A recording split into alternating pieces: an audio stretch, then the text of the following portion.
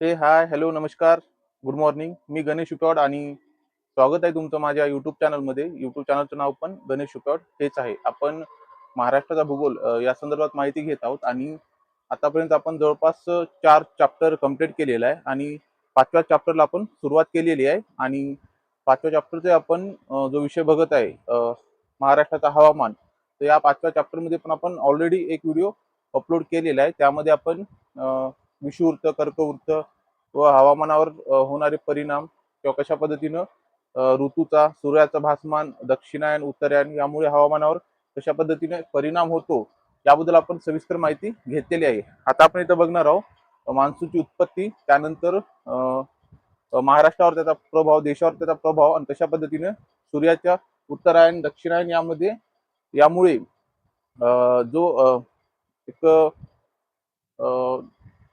वातावरणात जे बदल होत असते प्रामुख्याने इथं बघता तुम्ही इंटरट्रॉपिकल कन्व्हर्जन झोन, तो कशा पद्धतीने सूर्याच्या उत्तरायण आणि दक्षिणायन यामुळे तो पण सूर्यासोबत आपली जागा, पोझिशन चेंज करत असतो. तर ते आपण माहिती आज समजून घेणार आहोत. खूप कन्सेप्च्युअल लेक्चर राहील आणि विशेषतः हे कन्सेप्ट समजून घेणं खूप गरजेचं आहे. त्याचं कारण असं आहे का, जर हे कन्सेप्ट जर कळालं नाही तर पुढे समजण्यास अवघड जाईल.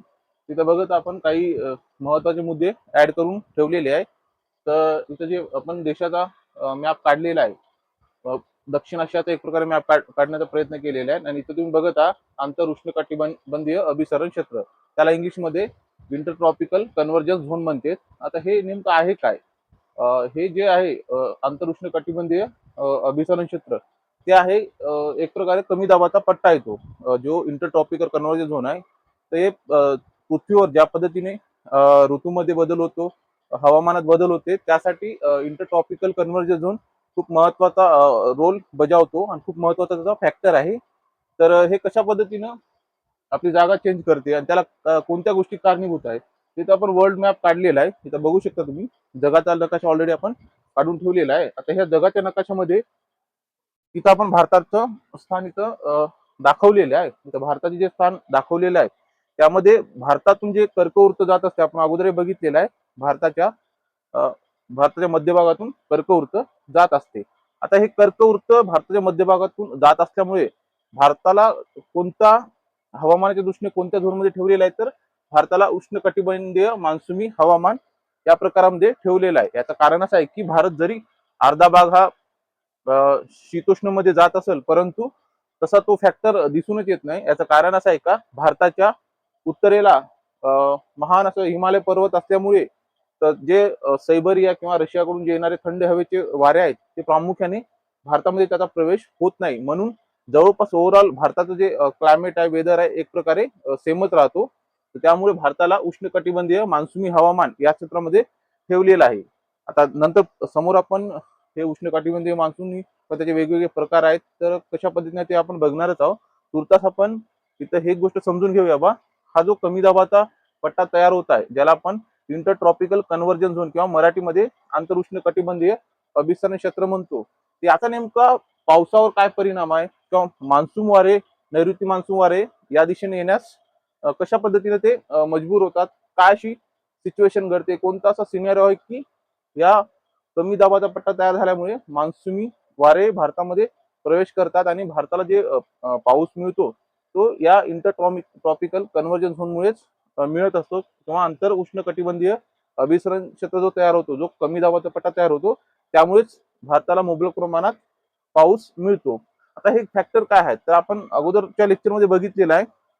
सूर्याचं उत्तरायण आणि दक्षिणायन उदाहरण घ्यायचं असेल तर इथं समजा सूर्य आहे, समजा काढूया आपण. ते सूर्य आहे, सूर्य प्रकाश सरळ रेषेमध्ये प्रामुख्याने कर्कवृत्त, विषुवृत्त आणि मकरवृत्त तीनही वृत्तावर पडतात, पण ते वेगवेगळ्या कालावधीमध्ये पडतात. तर हे आपण कालच्या लेक्चरमध्ये बघितलेलं आहे. वेगवेगळ्या कालावधीमध्ये, वेगवेगळ्या डेटमध्ये कर्कवृत्त, विषुवृत्त आणि मकरवृत्त यामध्ये सरळ रेषेमध्ये सूर्यकिरण पडत असते. जेव्हा सूर्याचं उत्तरायण होत असतो, म्हणजे सूर्य जेव्हा मार्चच्या नंतर, मार्चमध्ये 23 मार्चच्या दरम्यान विषुवृत्तावर सूर्य असतो आणि मार्चच्या नंतर सूर्य जे आहे, सूर्याचा जो उत्तरायण सुरू होतो आणि सूर्य हा कर्कवृत्तकडे जाण्यास तयार होतो किंवा त्या भागामध्ये जात असतो, त्याचं उत्तरायण होत असते. आणि उत्तरायण जे कालावधी आहे ते आहे मार्च, एप्रिल, मे अशा 3 महिन्यात या पिरियडमध्ये उत्तर भागामध्ये सूर्यकिरण हे सातत्याने कर्कवृत्त या दिशेवर किंवा या रेषेवर पडत असतो.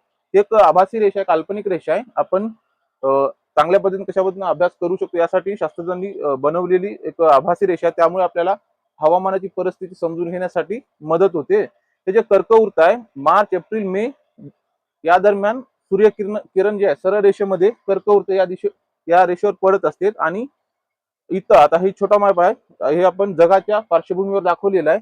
पण जेव्हा इथं आपण या मॅप मध्ये बघूया, सूर्यकिरण सातत्याने मार्चच्या नंतर ते लंबरूप हे कर्कवृत्तावर पडत असते.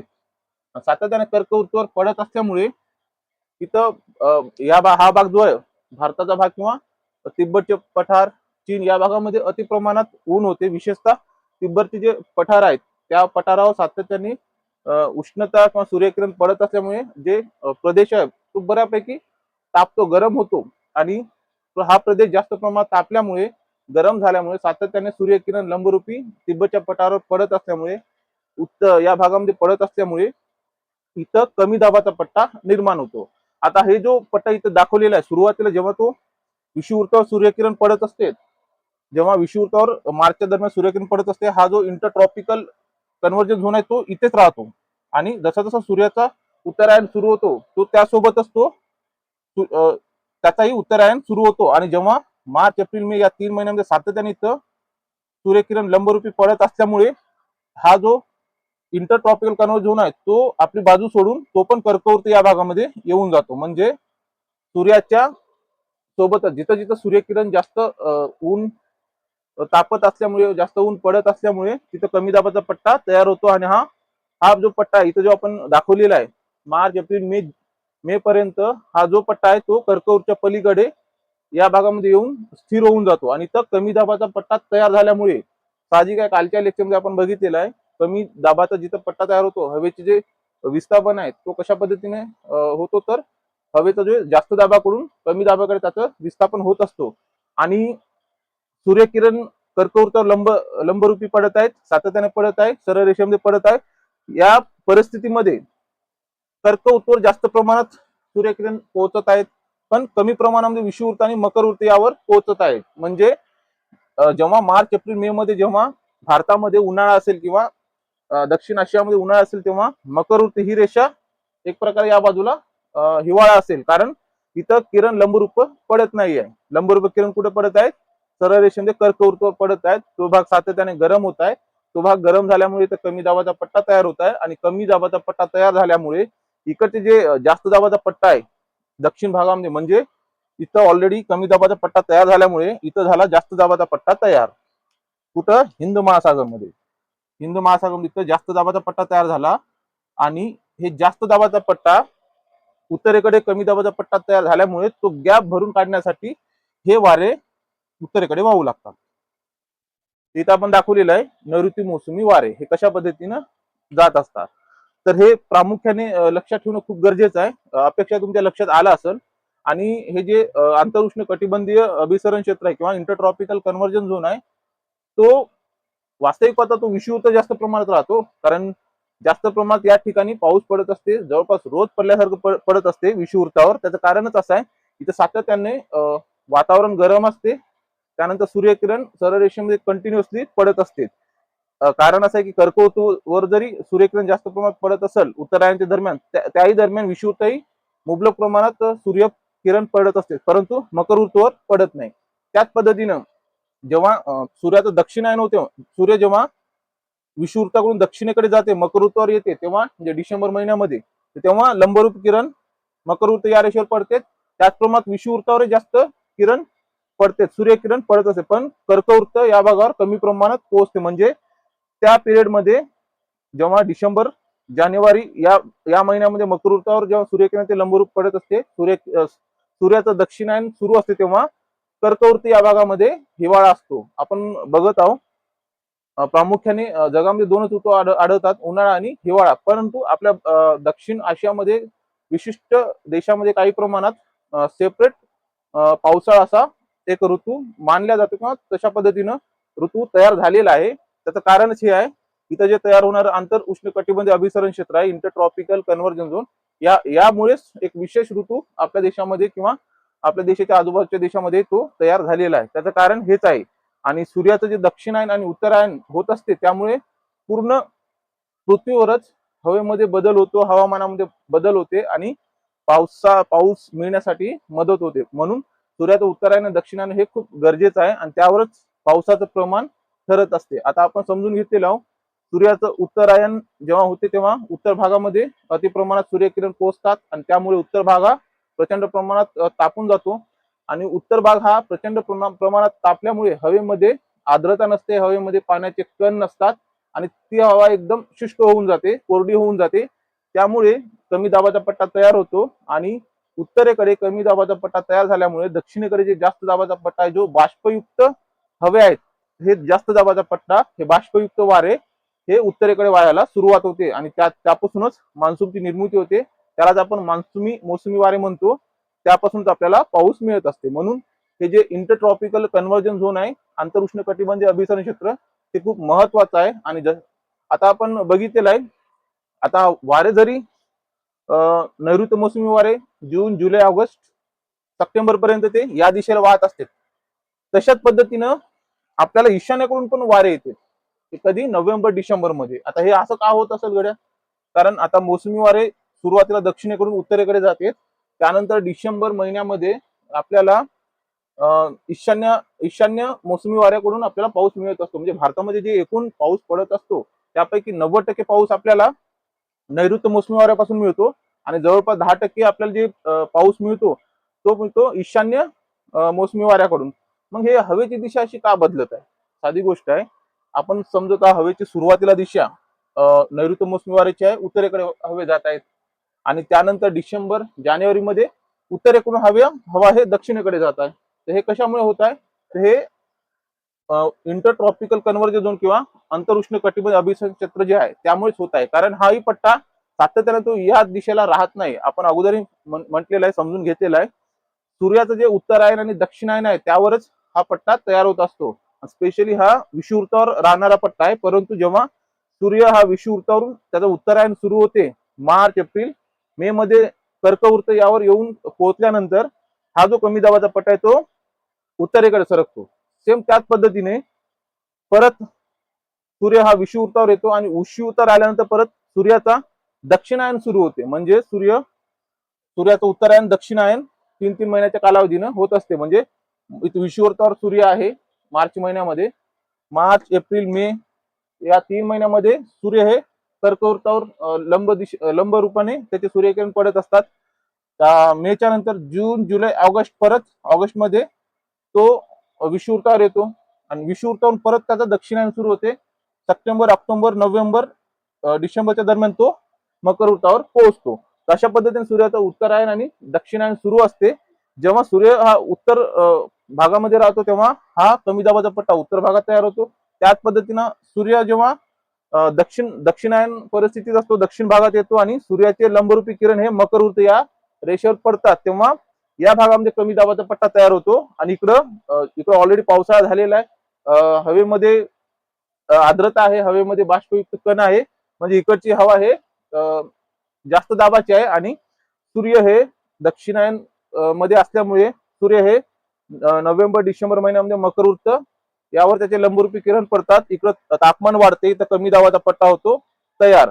त्यामुळेच नोव्हेंबर, डिसेंबर किंवा जानेवारी या महिन्यामध्ये हवेची दिशा बदलते आणि हवे या भागाकडून वाहत असतात. म्हणजे दक्षिणेकडे ऑलरेडी कमी दाबाचा पट्टा तयार झाला आणि उत्तरेकडे जास्त दाबाचा पट्टा आहे, म्हणून जास्त दाबाच्या पट्ट्याकडून कमी दाबाच्या पट्ट्याकडे हवेचे वहन होते. म्हणून आपल्याला सुरुवातीला जे मोसमी वाऱ्यापासून जो पाऊस मिळतो तो 90% आहे. त्याच्यानंतर ईशान्य वारे आहेत त्याच्याकडून आपल्याला 10% पाऊस मिळतो आणि ते पण काही मोजक्या राज्यांनाच मिळत असतो. विशेषतः पूर्वेकडील जे किनारी भागामध्ये असतील जे राज्य आहेत त्यांना मिळत असतो आणि तामिळनाडूला, आंध्र प्रदेशमध्ये मुबलक प्रमाणात ईशान्य मोसमी वारेकडून पाऊस प्राप्त होतो आणि त्या पिरियडमध्ये तिथल्या पिकांसाठी ते खूप उपयुक्त आहे. अशा पद्धतीने हवेची दिशा बदलत असते आणि त्याचं कारण आहे सूर्याचं उत्तरायण आणि दक्षिणायन. अपेक्षा तुमच्या हे लक्षात आलं असेल. आणि सूर्याच्या उत्तरायण दक्षिणायनानुसारच हे इंटरट्रॉपिकल कन्व्हर्जन आपली दिशा बदलत असतो. हे कधी कर्कवृत्त येईल, कधी विषुवृत्त येईल, कधी मकरवृत्त येईल. त्याचं कारण असं आहे सूर्याचं नेमकं उत्तरायण सुरू आहे का दक्षिणायन यावर ते डिपेंड आहे. अपेक्षा तुमच्या लक्षात आलं असेल. तसेच आता पर्जन्याचे प्रकार किती आहेत. आता आपण महाराष्ट्र संदर्भात बघणार आहोत इन डिटेल मध्ये समोर बघणारच आहोत. जिल्हा वाईज बघणार आहोत. तुर्तास एक कन्सेप्ट समजून घेणं खूप गरजेचं आहे. त्याचं कारण असं आहे का हा जर कन्सेप्ट जर लक्षात येत नसेल, कळत नसेल तर मग समोर जाण्यात काही अर्थ नाही आहे. कारण बेसिक जर आपले क्लिअर नसेल तर समोर आपल्याला एकदम क्लॅरिटी येणार नाही आणि नेमकं सिनेरिओ काय आहे, हवामानाची दिशा कोणती आहे, त्याला नेमकं फॅक्टर काय आहे, कशा पद्धतीनं हवेची दिशा बदलत आहे, कोणत्या गोष्टी कारणीभूत आहेत हे लक्षात ठेवणं, समजून घेणं खूप गरजेचं आहे. म्हणून आपण थोडा यावर वेळ देत आहोत. त्यापेक्षा तुमच्या लक्षात आलेलं असेल. आता आपण पर्जन्याचे प्रकार बघूया. तर त्या अगोदर आपण काही महत्वाचे मुद्दे तर नोट करून ठेवलेले आहेत. तुम्हाला दिसत असेल.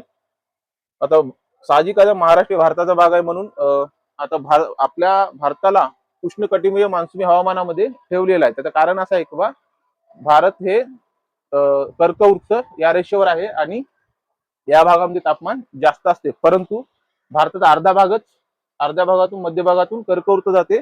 तर मग काय कर्कवृत्ताच्या पलीकडचा जो भाग असतो इथं मॅपवर जे बघतो आपण हे जे विषुवृत्त भाग जो तो असतो उष्ण कटिबंधीय म्हणतो आपण त्याला. त्याच्यानंतर कर्कवृत्ताच्या जवळचा भाग तो शीतोष्ण म्हणून मानला जातो. परंतु आपला भारतातून कर्कवृत्त हे मध्यभागातून जात आहे परंतु इथं शीतोष्णाचा काही प्रभाव दिसत नाही. त्याचं कारण असं आहे का आपल्या भारताच्या उत्तरेला महान असे हिमालय पर्वत आहे आणि त्यामुळे उत्तरेकडून जे येणारे सैबरिया या भागातून येणारे जे थंडी हवे आहेत ते हिमालय पर्वत असल्यामुळे भारतात येऊ शकत नाही. म्हणून त्याचा इम्पॅक्ट तितका दिसत नाही आहे. म्हणून आपल्याला किंवा आपल्या देशाला उष्णकटिबंधीय मान्सूनी हवामान प्रकारामध्ये ठेवला जातो. आणि साहजिक आहे आपला देश हवामान दृष्ट्या जर उष्णकटिबंधीय मान्सूनी हवामान या श्रेणीत मोडत असेल तर साहजिकच आहे महाराष्ट्र पण त्यामध्येच येऊन जाईल. म्हणजे भारत असो का महाराष्ट्र असो जर कोणत्या हवामान परिस्थितीमध्ये आहे जर असा प्रश्न आला असेल तर एकच लक्षात ठेवा भारत असो का महाराष्ट्र असो कशामध्ये मोडला जातो उष्णकटिबंधीय मान्सूनी हवामान या प्रकारामध्ये मोडला जातो. त्यानंतर आता हवामान आहे. हवामान कशाला म्हणतो आपण अगोदर समजून घेतलेले आहोत. वातावरणामध्ये होणारे बदल त्यानुसार पडलेले ऋतू आपण याला हवामानासोबत रिलेट करत असतो. तर इथं आपण आपल्या देशामध्ये कशा पद्धतीनं वेगवेगळे ऋतू येतात किंवा आपण पाडलेले आहे ते इथं नोट करून ठेवलेलं आहे. त्याचं कारण असं आहे का जगाच्या पातळीवर दोनच ऋतू मानले जातात एक उन्हाळा आणि पावसाळा. कारण असं आहे का सॉरी पावसाळा म्हणत आहे उन्हाळा आणि हिवाळा दोनच ऋतू मानले जाते. परंतु आपल्या देशामध्ये विशिष्ट कालावधीमध्ये पाऊस पडत असल्यामुळे जवळपास 3 महिने सातत्याने पाऊस पडत असल्यामुळे आणि हे प्रत्येक वर्षी घडत असल्यामुळे आपण सेपरेट ऋतू कन्सिडर करत असतो. आता पावसाचे तिथे 2 भाग आहेत त्यात नोट करून ठेवलेले आहे. नेमकं आपल्या देशामध्ये ऋतू कशा पद्धतीने आपण डिवाइड केलेले आहे किंवा बघत असतो किंवा ते आपल्याला जाणवत असते. तर इथं बघा इथं हवामान आणि इथं 4 प्रकारचे ऋतू मेन्शन केलेला आहे. उन्हाळा आहे. उन्हाळा हा ऋतू आहे हा 3 महिने राहतो. खरं तर काही लोक फेब्रुवारी म्हणतात ऍक्च्युली फेब्रुवारीमध्ये उन्हाचा प्रभाव दिसत नाही होतही नाही. तो प्रभाव आपल्याला मार्च मध्ये दिसायला भासायला सुरुवात होतो आणि मार्च एप्रिल मे असे 3 महिने कडक ऊन असते आणि हे 3 महिने उन्हाळा म्हणून आपण मानत असतो. त्यानंतर मेच्या नंतर 7 जून पासून म्हणजे तसं तर महाराष्ट्रामध्ये 7 जूनला मान्सूनी वारे येतात परंतु देशामध्ये किंवा केरळ या राज्यामध्ये देशाच्या केरळ या राज्यामध्ये 1 जूनला मान्सूनचे आगमन होते आणि वेगवेगळ्या इलाक्यामध्ये वेगवेगळ्या टाइमनुसार डेटनुसार मान्सूनी वारे पोहोचते. जसं केरळला एक जूनला मोसमी वारे मिळाले परंतु महाराष्ट्रापर्यंत येण्यासाठी त्यांना 6 दिवसाचा कालावधी लागतो आणि महाराष्ट्रामध्ये 7 जून मोसमी वाऱ्यांचा आगमन दिवस म्हणून आपण मानला जातो. आता हे हवामानानुसार आपलं आंतरउष्ण कटिबंधीय अभिसरण क्षेत्र किंवा इंटरट्रॉपिकल कन्व्हर्जन यामुळे ते कमी जास्त कालावधी होऊ शकतो. कशा पद्धतीचा वातावरण आहे त्यानुसार ते ठरू शकते. पण एक जनरली आपण अशा पद्धतीने कन्सिडर करत असतो 1 जून केरळ आणि 7 जून महाराष्ट्र आणि 15 जुलैपर्यंत संपूर्ण देशामध्ये नैऋत्य मोसमी वारे पोहोचलेले असते. म्हणजे संपूर्ण भारताचा प्रदेश हे नैऋत्य मोसमी वारे व्यापून टाकतात 15 जुलैपर्यंत. त्यानंतर आता आपण बघत आहोत पावसाळा. तर पावसाळा इथं 2 ऋतूमध्ये कन्सिडर केला गेलेला आहे. ऍक्च्युली पावसाळा म्हणतच नाही त्याला, सेकंड जे हवामानाचा प्रकार आहे ना त्याला नैऋत्य मान्सूनचा काळ म्हणतो. हे हे जे मोसमी वारे वाहत आहेत याला आपण नैऋत्य मान्सूनचा काळ म्हणतो आणि हे जवळपास 4 महिने चालते. जून, जुलै, ऑगस्ट आणि सप्टेंबर हे जे नैऋत्य मोसमी वारे आहेत 4 महिने याचा कालावधी आहे. जून, जुलै, ऑगस्ट आणि सप्टेंबर. त्याच्यानंतर आता ईशान्येकडून जे येणारे वारे आहेत त्याच्यानंतरचा जो हवामानाचा भाग आहे तो आहे ईशान्य मान्सूनचा काळ. म्हणजे या ईशान्य भागाकडून जे हवा जात आहेत ते दक्षिण भागाकडे जात आहेत. उत्तरेकडून किंवा ईशान्येकडून नैऋत्येकडे वारे वाहत आहेत आणि त्याचा जो कालावधी आहे तो 2 महिन्याचा आहे, ऑक्टोबर आणि नोव्हेंबर. आणि त्यानंतरचा जो कालावधी आहे तो आपण हिवाळा म्हणून मानत असतो, डिसेंबर, जानेवारी आणि फेब्रुवारी. म्हणजे असे एकूण 12 महिन्यामध्ये या पद्धतीनं हवामानाची विभागणी आपल्या देशामध्ये किंवा आपल्याला ते भासवत असते, जाणवत असते. आणि या पद्धतीनं दक्षिण आशियाई देशामध्ये वातावरण किंवा हवामानची परिस्थिती आहे. आणि जवळपास इथं 12ही महिने आपण बघितलेले आहे, बघू शकता, नोट करून ठेवलेला आहे. उन्हाळा, नैऋत्य मान्सूनचा काळ, ईशान्य मान्सूनचा काळ आणि हिवाळा अशा 4 ऋतूमध्ये आपण आपला हवामान कन्सिडर करू शकतो. त्यानंतर आहे पर्जन्याचे प्रकार. आता हे आपण इन डिटेल मध्ये बघणारच आहोत समोर. आता एका व्हिडिओमध्ये सगळ्या गोष्टी कव्हर करणं शक्य नाही आहे. तरी पण जेवढे भाग होतील, ऑलरेडी आपण भाग 1 हवामान, महाराष्ट्राचं हवामान भाग 1 ऑलरेडी अपलोड केलेला आहे. आता जो व्हिडिओ आहे तो भाग 2 आहे आणि समोर जेवढे व्हिडिओ होतील तेवढे आपण इन डिटेल मध्ये जाऊया. शॉर्टकट मारायचा प्रयत्न करू नये, जेणेकरून तुमचाही नुकसान होणार नाही आणि इन डिटेल मध्ये अभ्यास करणं कधीही चांगलंच असते. विशेषतः फॅक्च्युअली आणि कन्सेप्ट बेस्ड अभ्यास करणं खूप गरजेचं आहे. त्यामुळे आपण सगळ्या गोष्टी, सगळे मुद्दे आपण इन डिटेल मध्ये बघणारच आहोत. तुर्तास इथं नोट करून ठेवलेला आहे. प्रजननाचे 3 प्रकार आहेत: आरोही पर्जन्य, आवर्त पर्जन्य आणि प्रतिरोध पर्जन्य. आता हे आरोही पर्जन्य जे आहे तिथं बघता तुम्ही विषुववृत्त काढलेला आहे. हे पृथ्वी आहे. पृथ्वीच्या भागावर आपण 3 रेषा काढलेल्या आहे. हे 3 रेषा म्हणजे कर्कवृत्त, विषुववृत्त आणि मकरवृत्त. आता हे आरोही पर्जन्य म्हणजे असं पर्जन्य का प्रत्येक दिवशी किंवा रोज पाऊस पडत असतो. आता अशा पद्धतीचा जो पाऊस आहे तो विषुववृत्तावर पडत असतो, कारण इथं सातत्याने सूर्यकिरण विषुववृत्तावर लंबरूपी पडत असते. हवा सातत्याने तिथं हवेतील जे बाष्प आहे ते कमी होते.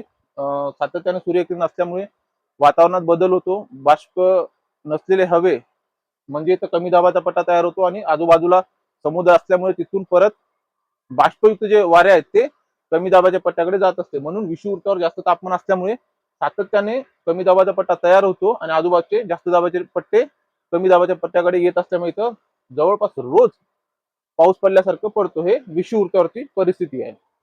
त्यालाच आपण आरोही पर्जन्य असे म्हणतो. आणि हे आरोही पर्जन्य आपल्या देशामध्ये जर कुठे पडत असेल तर आपला एक केंद्रशासित प्रदेश आहे अंदमान आणि निकोबार बेट म्हणून आपण त्याला ओळखतो. तर त्यापैकी निकोबार बेटवर पण आरोही पर्जन्य आढळतो, परंतु तिथं रोज पडत नसून 2-3 दिवसाच्या गॅपनं पडत असतो. 12ही महिने पडतो. तर हे आरोही पर्जन्य 12ही महिने पडते आणि हे विषुववृत्त या भागामध्ये पडत असतो. तर हे लक्षात राहू द्या. त्याच्यानंतर काय आवर्ती पर्जन्य. जे आवर्ती पर्जन्य म्हणजे चक्रीवादळ, जेव्हा चक्रीवादळ येत असते, चक्रीवादळापासून जे पाऊस मिळतो त्याला आपण आवर्ती पर्जन्य म्हणतो. आणि हे आवर्ती पर्जन्य भारताच्या पूर्व किनाऱ्याला जास्त प्रमाणात मिळतो, कारण अरबी समुद्राकडे चक्रीवादळ येते परंतु जास्त प्रमाणात येत नाहीत. परंतु बंगालच्या उपसागरामध्ये किंवा भारताच्या पूर्व भागाकडे जास्त प्रमाणात चक्रीवादळ येतात आणि नुकसानही जास्त प्रमाणात होते आणि तिथं पावसाचंही प्रमाण जास्त प्रमाणात आहे. म्हणून आवर्ती पर्जन्य जे आहे, चक्रीवादळापासून मिळणारं पर्जन्य आहे, ते भारताच्या पूर्व किनारपट्टी मधील राज्याला जास्त प्रमाणात प्राप्त होतो. आणि त्यानंतर आहे प्रतिरोध पर्जन्य.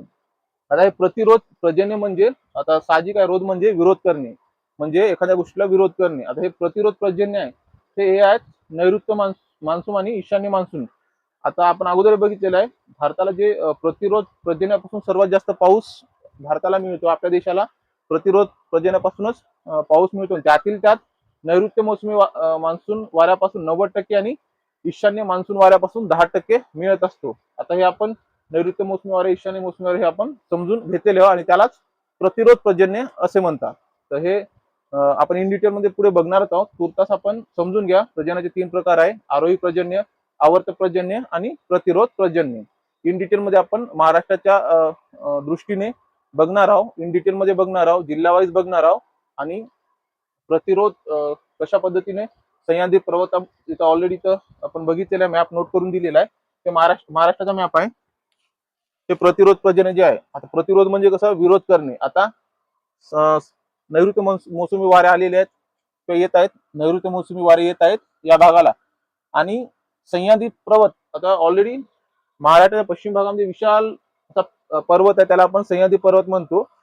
हे मान्सून वारे जेव्हा सह्याद्री पर्वतास समोर उभे राहतात म्हणजे तिथे त्यांचा विरोध होतो. सह्याद्री पर्वताची हाईट जास्त प्रमाणात असल्यामुळे, जवळपास 1,500 मीटर असल्यामुळे, हाईट जास्त असल्यामुळे हे बाष्पयुक्त वारे म्हणजे इथं मान्सून जे नैऋत्य मोसमी वारे येत आहेत सह्याद्री पर्वतावर आल्यावर ऑलरेडी त्या ढगामध्ये आर्द्रता आहे, पाण्याचं प्रमाण जास्त आहे, म्हणून त्याचं वजन जास्त आहे आणि ते जास्त हाईटला जाऊ शकत नाही, आणि जास्त वर जाण्यासाठी त्यांना त्यांच्या सोबत असलेले जे बाष्प आहे ते सोडून टाकावे लागते. म्हणून सह्याद्री पर्वताच्या समोर जेव्हा नैऋत्य मोसमी वारे येते तेव्हा सह्याद्री पर्वताचा त्या मोसमी वाऱ्यांना अटकाव होतो, आणि अटकाव झाल्यामुळे इथं जास्त प्रमाणात पाऊस पडते, प्रचंड प्रमाणात इथं पाऊस पडते. जवळपास 300 सेंटीमीटर पेक्षाही जास्त पाऊस हे सह्याद्री पर्वत या भागामध्ये पडत असतो. आणि त्याच दिशेने समोर हेच मोसमी वारे समोर गेल्यानंतर इथं होतो पर्जन्य छायेचा प्रदेश. म्हणजे जास्त प्रमाणात सह्याद्रीवर पाऊस पडल्यानंतर त्यांच्यामध्ये